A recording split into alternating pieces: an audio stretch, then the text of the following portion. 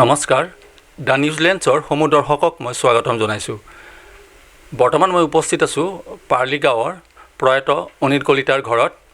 অনিল কলিতাক অসমৰ সকলোৱে জানে। তেওঁ এজন অসম গণ পৰিষদৰ এজন সক্ৰিয় নেতা আছিল আৰু পলাশবাৰীৰ যি ৰাস মহোৎসৱ, সেই ৰাস মহোৎসৱত বিগত বহু কেইবছৰ তেওঁ সভাপতি হৈ এই পলাশবাৰীৰ ৰাসখনক অসমৰ ভিতৰত জাকত জিলিকা কৰি ৰাখিছিল। সেই প্ৰয়াত অনিল কলিতাৰ জীয়ৰী হিমাক্ষী কলিতা AJS পৰীক্ষাত সফলতাৰে উত্তীৰ্ণ হ'বলৈ সক্ষম হৈছে। আহকচোন আমি হিমাক্ষী কলিতাৰ পৰা তেওঁৰ কিছু মনৰ বাৰ্তালাপ লওঁ। নমস্কাৰ। প্ৰথমতে তোমাৰ পৰিচয়টো দিবা। হয়, মোৰ নাম হিমাক্ষী কলিতা। মোৰ ককাৰ নাম স্বৰ্গীয় গোবিন্দ কলিতা, দেউতাৰ নাম স্বৰ্গীয় অনিল কলিতা আৰু মাৰ নাম ৰুণুমা ডেকা কলিতা। মোৰ ঘৰ পলাশবাৰী অঞ্চলৰ পাৰ্লি গাঁৱত আৰু মই BLLB অনাৰ্ছ বিশ্ববিদ্যালয় আইন মহাবিদ্যালয় গুৱাহাটী বিশ্ববিদ্যালয়ৰ পৰা 5 বছৰীয়া আইন পাঠ্যক্ৰমৰ ডিগ্ৰী লাভ কৰিছোঁ। লগতে বিশ্ববিদ্যালয়ৰে ডিপাৰ্টমেণ্ট অফ ল'ৰ PG ডিপাৰ্টমেণ্ট অফ ল'ৰ পৰা মই LLM কমপ্লিট কৰিছোঁ। 2023 বৰ্ষত মোৰ LLM কমপ্লিট হৈছে আৰু মোৰ BLLB অনাৰ্ছ মোৰ 2020 চনতে শেষ হৈছিলে। তুমি যে AJS পৰীক্ষাত উত্তীৰ্ণ হৈছা, তুমি কেনেদৰে ইয়াৰ প্ৰস্তুতি চলাইছিলা? পৰীক্ষাৰ প্ৰস্তুতি মই 2020 চনৰ পৰাই চলাইছিলোঁ।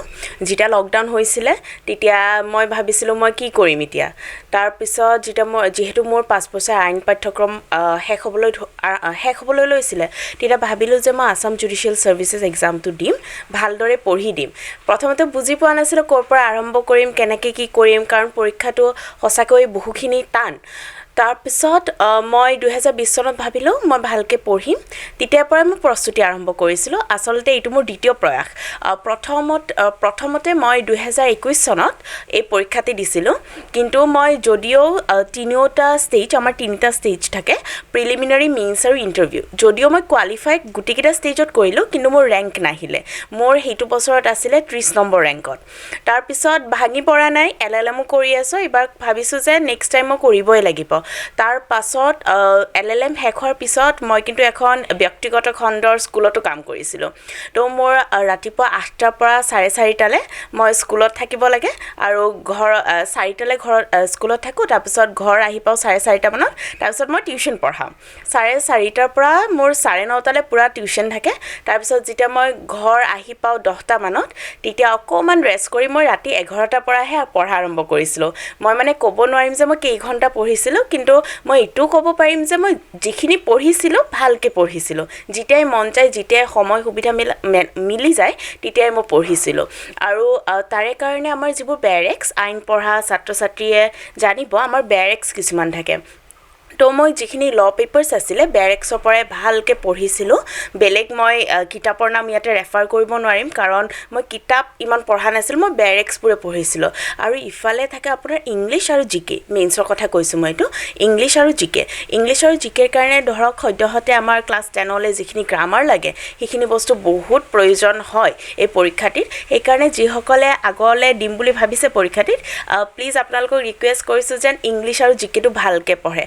কাৰণ কি হয়, আমাৰ কোৱালিফাইং পেপাৰ্ছ, তাতে আপোনালোক যদি আনৰিজাৰ্ভ কেটেগৰী, আপোনালোকে প্ৰত্যেকখন পেপাৰতে 45+ পাবই লাগিব। 45+ পাবই লাগিব। তেতিয়াহে ধৰক, আৰু গোটেইকেইখন পেপাৰ মিলি আপোনালোকৰ পাৰ্চেণ্টেজ হ'ব লাগিব 60। সেইটো হ'ল আনৰিজাৰ্ভ কেটেগৰী। আৰু ৰিজাৰ্ভ কেটেগৰীৰো তেনেকৈ নম্বৰ ধৰি দিয়া আছে যে আপুনি পাবই লাগিব, নহ'লে কোৱালিফাই নহয়। তো সেইটো কাৰণে ইংলিছ আৰু GKখনে বহুত মানে গুৰুত্বপূৰ্ণ ভূমিকা এটা আমি দেখিবলৈ পাওঁ এই পৰীক্ষাটোত। আৰু মোৰ ইংলিছ আৰু GK, যিহেতু মই টিউশ্যন পঢ়াই আছিলোঁ, সেইখিনিয়ে মোক বহুত সহায় কৰিলে। কাৰণ GKখিনি তেওঁলোকক মই সমাজ বিজ্ঞান পঢ়াওঁতে মই বহুতখিনি শিকিব পাৰিলোঁ। আৰু ইংলিছখিনি যেতিয়া বাচ্চাক মই গ্ৰামাৰ শিকাওঁ, সেই ৰুলছখিনিয়ে মোৰ এক্সামত বহুত কামত দিলে। তো মই প্ৰস্তুতি তেনেকৈয়ে কৰিছিলোঁ। গোটেইখিনি প্ৰথমতে মই এনালাইজ কৰিছোঁ যে এক্সামটো কেনেকৈ হয়, ক'ত মই কোনখিনি মোৰ উইকনেছ হয়, কোনখিনিত মই কাম কৰিব লাগিব, এনালাইজ কৰি পেলাই সেই মতে মই নিজকে প্ৰিপেয়াৰ কৰিছিলোঁ, মই কেনেকৈ কি কৰিম। যিহেতুকে তুমি AJS পৰীক্ষাত উত্তীৰ্ণ হৈছা, এই উত্তীৰ্ণ হোৱাত তোমাৰ বাহিৰে তোমাক প্ৰেৰণা যোগোৱা কাৰ নাম ল'বা তুমি? প্ৰথমতে মোৰ পৰিয়ালবৰ্গ, মোৰ মা, দেউতা যিহেতু ঢুকাইছে 2022 চনত তো দেউতাও মানে সেই সময়ত 2020ৰ পৰা যেতিয়া মই প্ৰিপেৰেশ্যন কৰি আছিলোঁ গোটেইখিনি ধৰক মোৰ লগত বহি থাকে কথা পাতি থাকে কি কৰিম কি নকৰিম সেইখিনি ডিছকাশ্যন আমাৰ চলিয়ে থাকিছিলে তাৰপিছত মোৰ বা এগৰাকী আছে তাই এতিয়া বি বৰুৱা কলেজৰ এছিষ্টেণ্ট প্ৰফেচৰ হিচাপে কাম কৰি আছে তো তাইৰ লগত মোৰ বহুত মানে আমাৰ ডিছকাশ্যন হয় যে মই পাৰিম নে নোৱাৰিম কাৰণ কেতিয়াবা এনেকুৱা হয় পৰীক্ষাবোৰত প্ৰিপেৰেশ্যনৰ টাইমত কেতিয়াবা ভাঙি পৰা যায় কেতিয়াবা ভাবোঁ যে মোৰ দ্বাৰা নহ'বই নেকি সেই মুহূৰ্তত কোনোবা এজনে যদি কয় তুমি পাৰিবা আৰু তুমি কৰি থাকা সেইখিনিয়ে যেন বহুত আৰু পৰিয়ালবৰ্গৰ মোৰ খুৰা খুৰী বহুতখিনি ছাপৰ্টিভ মোৰ গোটেইখিনি পৰিয়ালৰ গোটেইখিনিয়ে বহুত ছাপৰ্টিভ হয় তাৰ পাছতে মই নাম ল'ব লাগিব অসীম ছাৰ জাহিদ ছাৰ তেওঁলোকৰ কোচিং চেণ্টাৰ এটা আছে দ্য টিম বুলি VIP ৰোড 6 মাইলত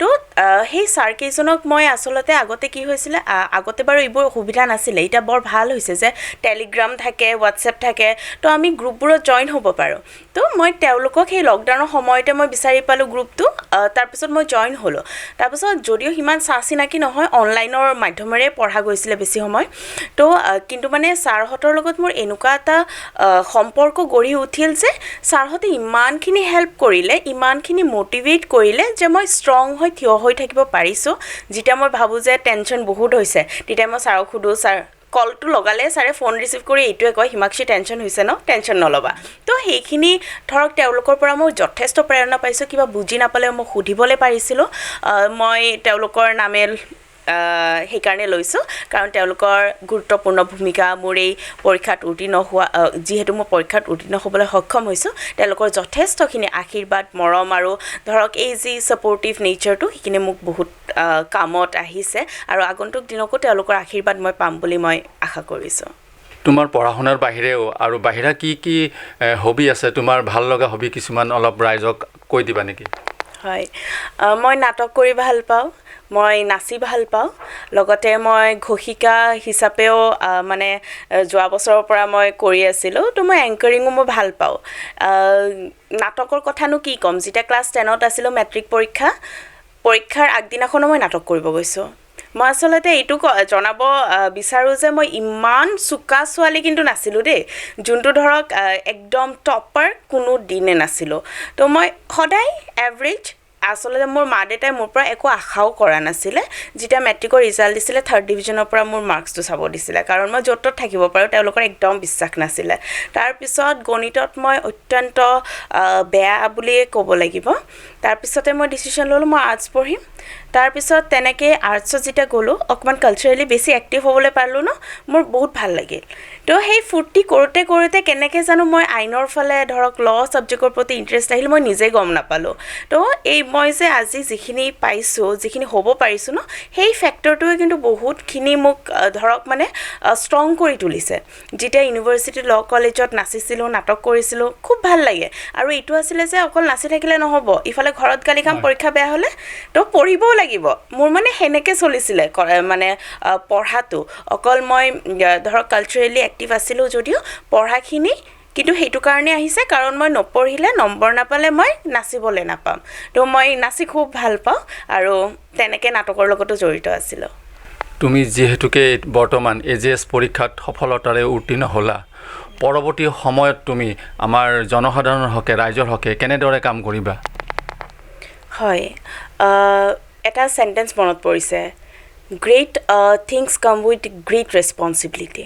কাৰণ যিহেতু এই পদটো কোনো ধৰক এনেকুৱা নহয় কি যে মই এনেই কামত সোমাইছোঁ কাম কৰিম তেনেকুৱা কৰিব পৰা একদমেই নহয় যথেষ্টখিনি দায়িত্ব মোৰ থাকিব আৰু সেই দায়িত্বখিনি মই ভালদৰে পালন কৰি যাবলৈ চেষ্টা কৰিম তাৰ বাবে মোক আশীৰ্বাদ লাগিব সকলোৰে যাতে মই ভালদৰে জনসাধাৰণৰ বাবে মই কাম কৰি যাব পাৰোঁ হিমাক্ষী কলিতাৰ উজ্জ্বল ভৱিষ্যত কামনা কৰি আজিলৈ ইমানতে সামৰিছোঁ